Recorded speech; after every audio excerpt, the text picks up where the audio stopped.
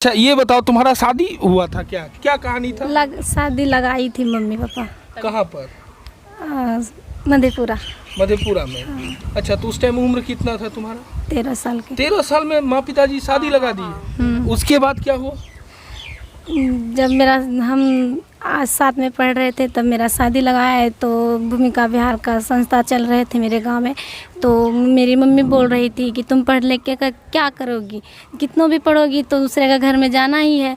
तो हम हेमंत अंकल सब थे वहाँ पे, तो बोले कि हम तभी जुड़े थे।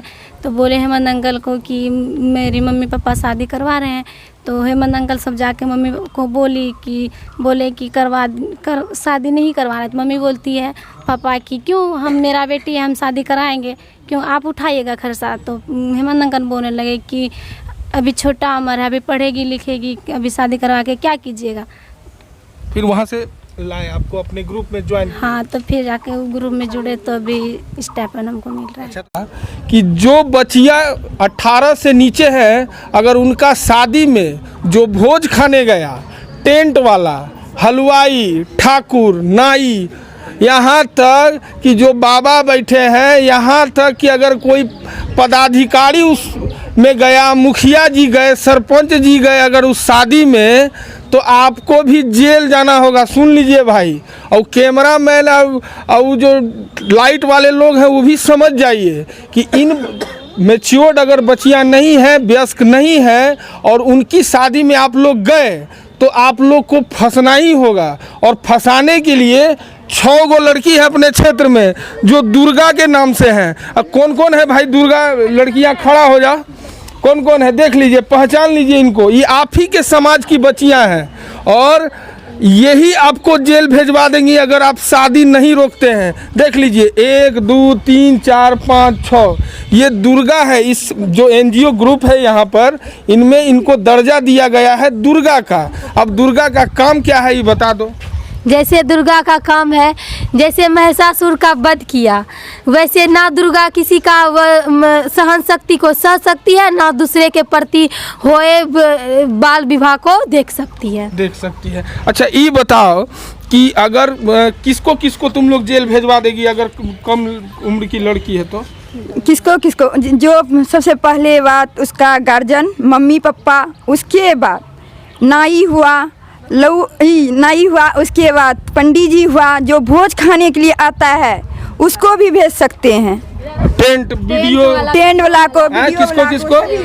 ठाकुर हुआ, पंडित जी हुआ, और जो शादी में आवे गेस्ट मेहमान सबको, और सबसे पहले अगवा को, पंडित जी को, किसको? सबसे पहले अगवा वो भी जेल जाएंगे। जो भोज खाने जाएगा उसको भी जेल। जो शादी लगवाने पहले उसी को ना शादी, मतलब कि लड़की का कम उम्र में शादी होता है, लड़की नहीं करना चाहती है, उसको जबरदस्ती करवाया जाता है, तो उसको जेल जाना ही खाने जाएगा तो उसको काहे जेल करवाओगे? क्योंकि कम उम्र के सम्मिलित क्यों है? सम्मिलित नहीं होना चाहिए, भोज भी नहीं खाना चाहिए। नहीं कम उम्र में शादी हो रहा है तो उसका भोज। अच्छा, टेंट वाला काहे जेल जाए भाई? क्योंकि टेंट वाला को नहीं वहाँ पे जाके सजाना उजाना नहीं चाहिए, क्योंकि लड़की शादी हो रहा है, कम उम्र में शादी हो रहा है ना, इसलिए। उसको क्या मालूम है तो बाहर काम करेगा ना।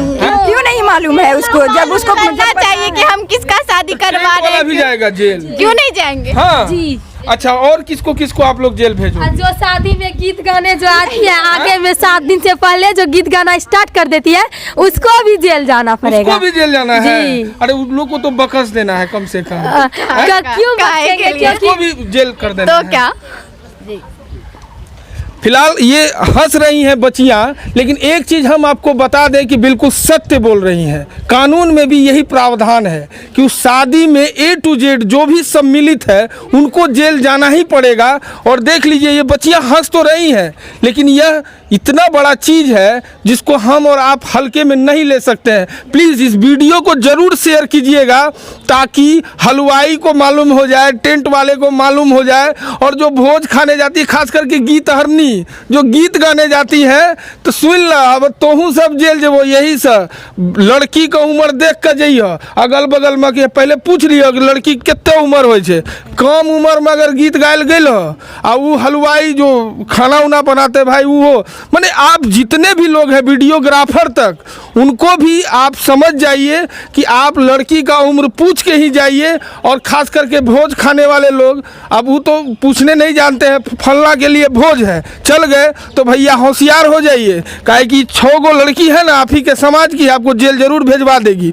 इसलिए हम आपसे आग्रह करते हैं कि इस वीडियो को ज़रूर शेयर कीजिए, ताकि हलवाई को मालूम चले, वीडियोग्राफर को मालूम चले, टेंट वाले को मालूम चले, और जो गितहरनी है या खाने वाले लोग जो भोज में जाते हैं और मिठाई उठाई खूब खाते हैं जम के, कम से कम उम्र पूछ के ज़रूर भोज खाने जाइएगा। प्लीज़ वीडियो को शेयर कीजिए ताकि हम अपनी बच्चियों को बचा सकें। नमस्कार, मैं ब्रजेश सिंह, और आज आप हमारे पीछे ये जो बच्चियों का झुंड देख रहे हैं, ये बहुत अलबेला है। अलबेला का मतलब हम संस्कृत का शब्द है या हिंदी का शब्द है, इस विषय पर बात नहीं करेंगे, लेकिन अलबेला का मतलब हमारे लिए बहुत ही रेयर कहा जा सकता है, क्योंकि इन जैसी छोटी बच्चियों को आप अक्सर देखिएगा, खास करके हमारे सीमांचल में, कि माँ बाप का काम जो अधूरा काम होता है, जैसे माँ का काम करना, खेत में जाना एवं प्रकार को आपको हर गाँव में मिल ही जाएगा।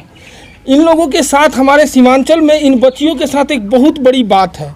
क्या जानते हैं साहब? सबसे बड़ी बात है कि इन लोगों को उम्र कम होने के बावजूद भी माँ पिता इनका शादी कर देते हैं। ये सबसे बड़ा प्रॉब्लम है हमारे क्षेत्र का। दिखाने की कोशिश करेंगे कि इन जो NGO ग्रुप्स हैं, ये इन बच्चियों को इनका अधिकार, इनको कब शादी करना चाहिए, इनको पढ़ाई कितना महत्वपूर्ण है इनके लाइफ में, और एवं प्रकार का जो भी बच्चियों के साथ जो हमारे खास करके सीमांचल में दुख पीड़ा है, वह इनको सहेजने का काम कर रही हैं। इसमें मैडम भी हैं, कुछ सर हैं, जिन्होंने अपना पूरा जीवन इन बच्चियों के पीछे ही खर्च कर दिया। इनको ज़रूर सैल्यूट करना चाहिए, क्योंकि हम आपको बता दें कि इस क्षेत्र में सबसे ज़्यादा अगर कोई तरह का कांड होता है तो वो इन बच्चियों के साथ ही, क्योंकि लिटरेसी का रेट यहाँ बहुत कम है। बेटा क्या नाम है? कोमल कुमारी। कोमल, अच्छा कोमल, ये बताओ कि इस संस्था में तुम आई जी, तो क्या क्या सीखी?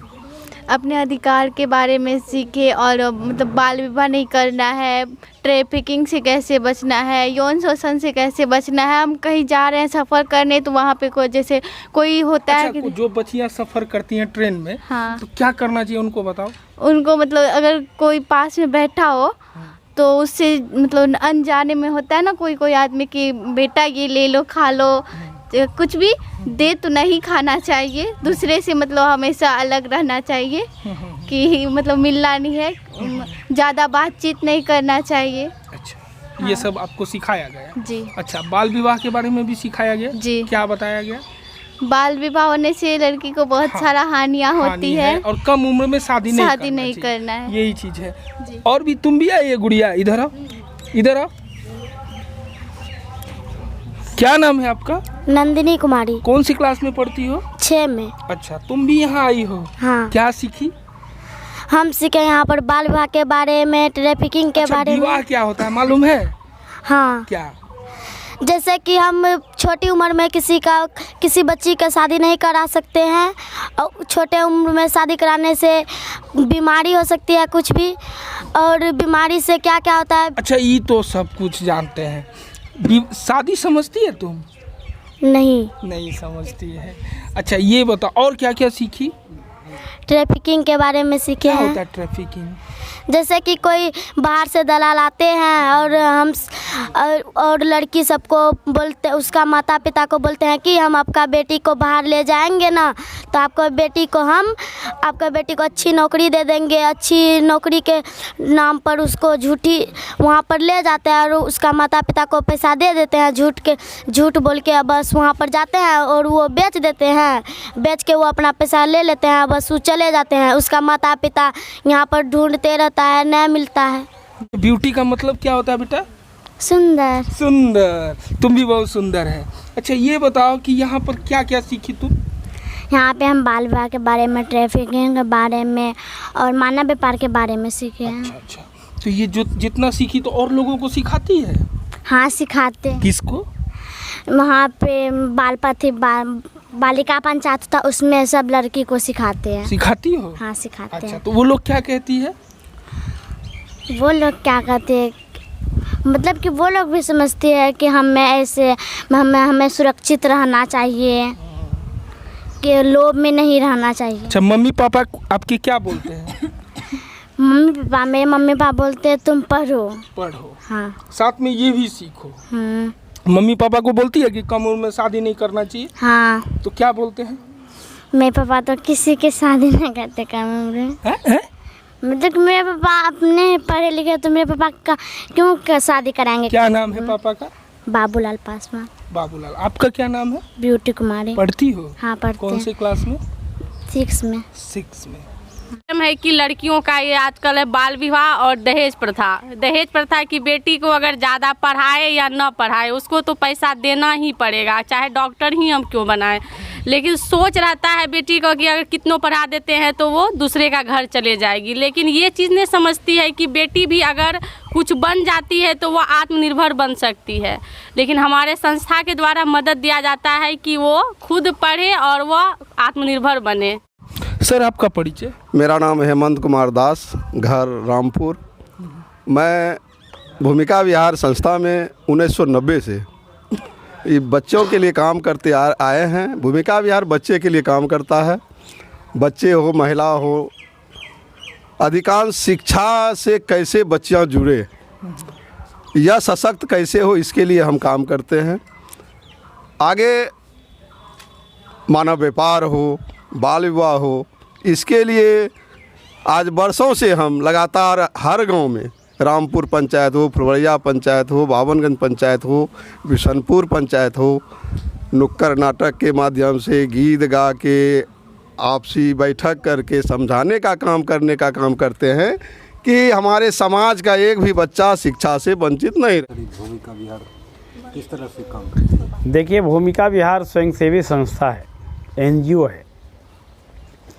और भूमिका विहार के संस्थापक यहाँ अरुण भाई थे कटिहार में, जो दिवंगत आत्मा है आज के दिन, और उन्होंने शुरुआत किया था।